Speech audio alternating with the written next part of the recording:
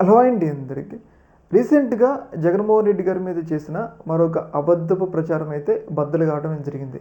మనందరికీ తెలుసు జగన్మోహన్ రెడ్డి గారు అధికారంలో ఉన్నప్పుడు ఆయన మీద ప్రధానంగా కూటమి పార్టీలు చంద్రబాబు నాయుడు గారు గానీ, లోకేష్ గారు గానీ, అలాగే పవన్ కళ్యాణ్ గారు గానీ ఆయన మీద ప్రధానంగా ఒక ఆరోపణ చేసేటోళ్ళు. ఆరోపణ ఏంటి అంటే జగన్మోహన్ రెడ్డి కల్తీ మద్యం తీసుకొచ్చిండు. దీనివల్ల పేద ప్రజలు ప్రాణాలు కోల్పోతున్నారు. చాలామంది చనిపోతున్నారని చెప్పేసి ఆయన మీద ప్రధానంగా ఒక ఆరోపణ చేసేటోళ్ళు. అయితే ఈ యొక్క ఆరోపణ అనేది అబద్ధము అని చెప్పేసి రీసెంట్‌గా ఆధారాలతో సహా మనకైతే బయటికి రావడం జరిగింది. ఇక్కడ మీరు చూసుకున్నట్లయితే కేంద్ర హోంశాఖ అనమాట. ఇది నేషనల్‌లో కాదు, కేంద్ర హోంశాఖ ప్రతి సంవత్సరం కూడా క్రైమ్ ఏ మరణాలు ఎందువల్ల సంభవించినాయి అని చెప్పేసి ఒక క్రైమ్ రిపోర్ట్ ఉంటుందన్నమాట.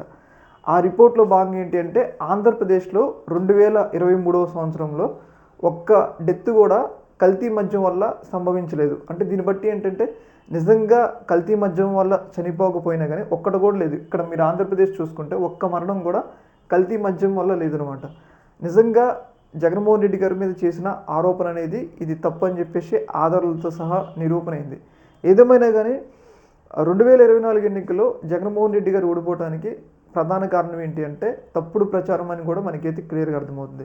చూసారు కదా, ఇక్కడ ఒక్క మరణం కూడా సంభవించకపోయినా కానీ కల్తీ మద్యం వల్ల చనిపోయారని చెప్పేసి ఆయన మీద ఒక పెద్ద ఆరోపణ అయితే రావడం జరిగింది.